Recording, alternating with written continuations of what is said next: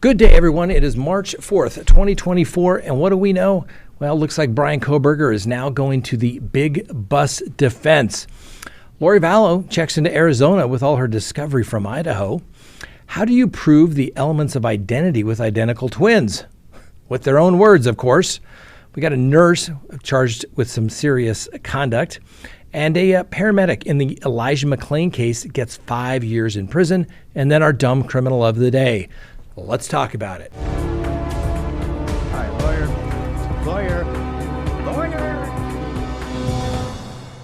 Good day, everyone. You know the drill. Subscribe if you haven't, like if you do, leave me a comment below, hit that little bell for notifications, and remember, you can listen to us anytime on any of your favorite podcasting apps.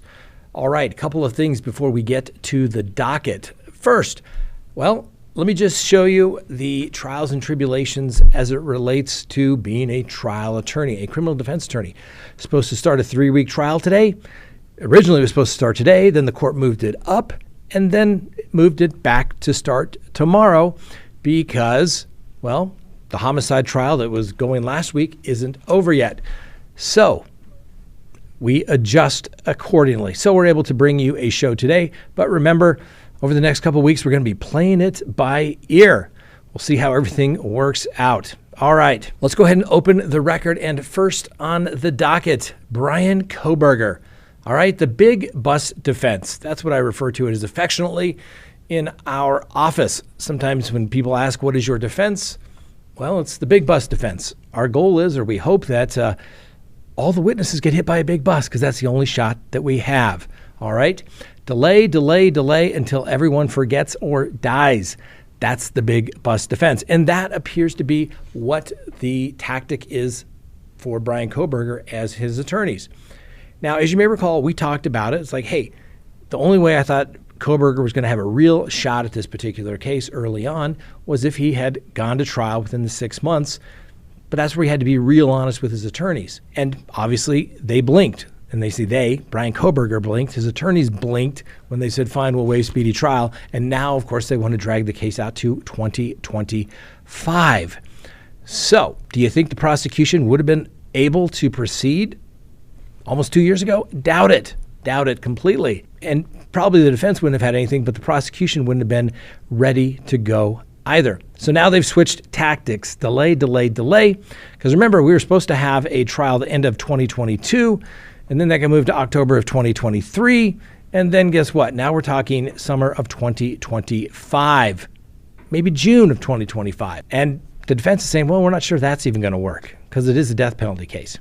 So, and as you know, there's only one eyewitness to the students' murders, the housemate who overheard sounds of the struggle and came allegedly face to face with the masked intruder with big bushy eyebrows the night that the 4 undergrad students were stabbed to death there in Idaho. Now, obviously, people's memory does not get better as time goes on, and the defense will use that to exploit what was ever said based upon the interview with the police that the housemate made and any modification whatsoever as to her description down the road. Like I said, people's memories don't get better as time goes on. And the witnesses, remember, are not going to be,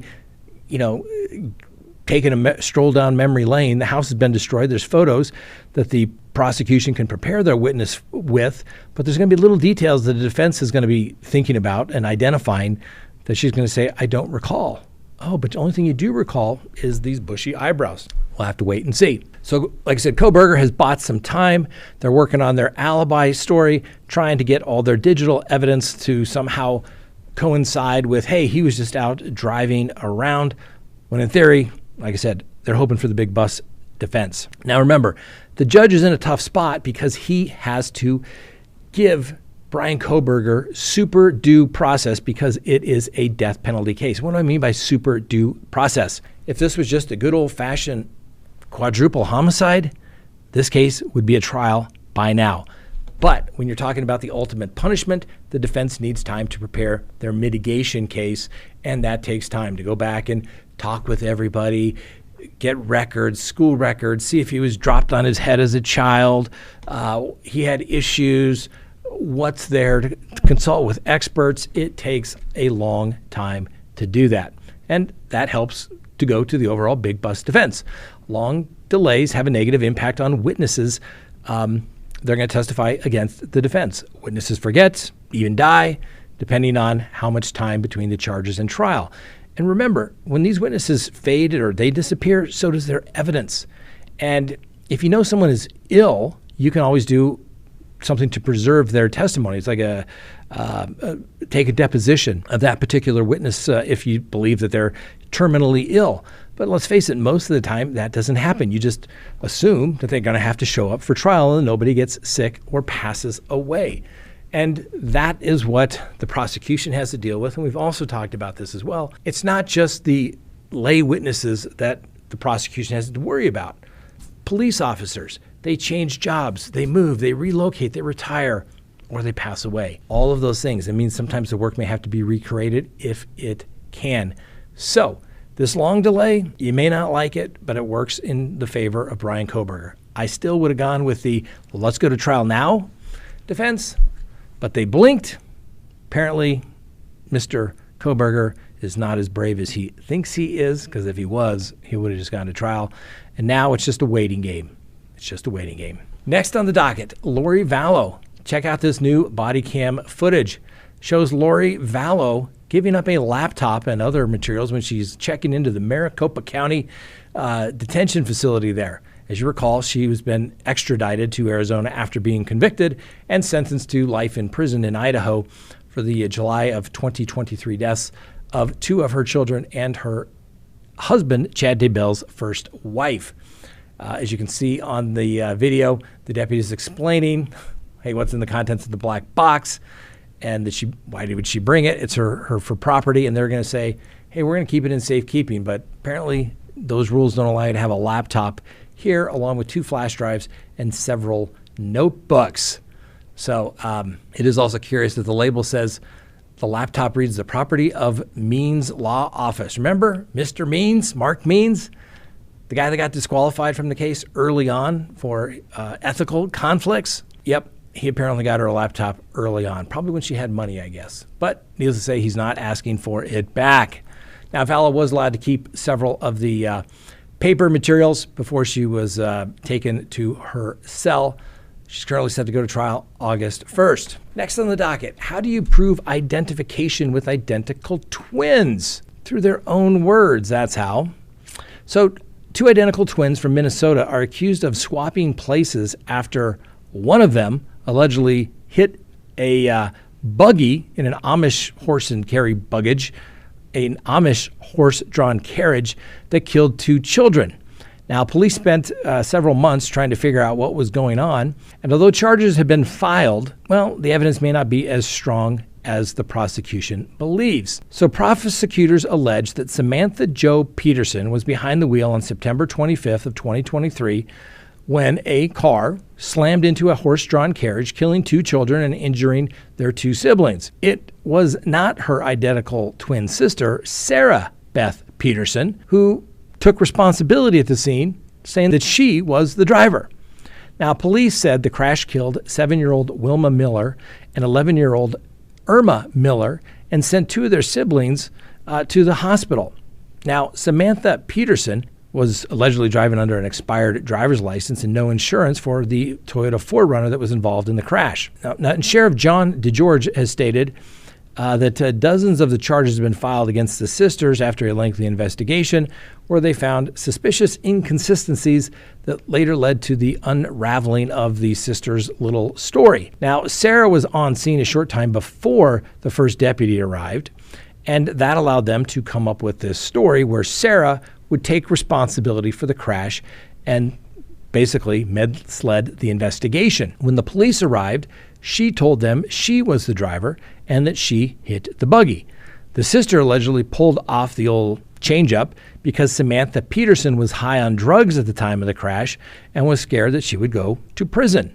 Now, Sarah had recently been in prison, and the police believe that she may have felt that she owed her sister a favor for basically taking the case of killing the 2 kids. Now, the officers allegedly found a couple of burnt marijuana blunts and a tin can of pot in the vehicle upon their investigation and found evidence that she was also, possibly using methamphetamine. Now, the officer left his recorder running and walked away during the investigation and has also allegedly recorded Samantha Peterson telling her sister, "I think one of the guys is onto me, but I really don't care. There's no way they would ever know the difference between the two of us. They can't tell." So the detectives allegedly found this evidence in a text exchange as well between Samantha Peterson and someone investigators have identified as DH that said, in part, "I don't think you realize that I did that. I hit that Amish buggy and killed 2 people. Made Sarah come there and take the fall for it so I wouldn't go to prison." Well, the detectives also allegedly found evidence the suspects did searches on her phone for phrases that included, "What happens if you get in a car accident with an Amish buggy and kill 2 people?" She had a prior record of charges, including at least 2 prior driving while abilities impaired and giving false information to a law enforcement officer. Well, now she's facing 21 counts, including vehicular homicide, DWI, and leaving the scene of the accident. She's due back in court on March 25th. So Sarah Peterson is due in court on April 1st on 16 felony charges, including aiding and abetting and trying to take responsibility for a crime. Yes, ladies and gentlemen, it gets super interesting, right? There's only a couple of witnesses out there, and who's really to say what happened? You got the old switcheroo. The twins, even if there's like DNA, it's going to be the same, right? They're identical twins. Wow. Gets really interesting. And what do we say here on Crime Talk all the time? It's always the defendant's own words that come back and get them in the end, just like these 2 sisters did. Next on the docket, a nurse could be in some serious trouble.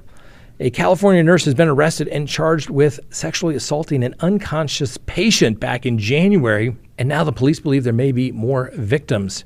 Jacob Daniel Hartman is charged with several sexual assault counts, including sexual battery on an unconscious person. He's already out of jail because he posted a $55,000 bond. Now, the police allege that the incidents occurred at the Kaiser Permanente Hospital in Riverside, California, and they are asking for your help. If you have any more information, obviously we give everyone the presumption of innocence, but if this guy looks familiar and he was your nurse and maybe there's something you just couldn't describe, may want to talk to the police officers. Next, the paramedic in the Elijah McClain case gets 5 years in prison. That's right, a paramedic was sentenced Friday to 5 years in prison on a rare prosecution of medical responders following the death of Elijah McClain. He's the young black man whose name became part of the whole social justice thing back in 2020. Now, as you may recall, Elijah McClain was stopped by police after a 911 caller reported that he looked suspicious walking down the street, waving his arms and wearing a face mask. On August 24th of 2019 in Aurora, Colorado, McClain, who had been listening to music with earbuds, seemed caught off guard when the officers put their hands on him within a few seconds of approaching him. That began a struggle, including a neck hold and a restraint that lasted about 20 minutes before McClain was injected with 500 milligrams of ketamine. He ultimately suffered cardiac arrest on the way to the hospital and was taken off life support 3 days later.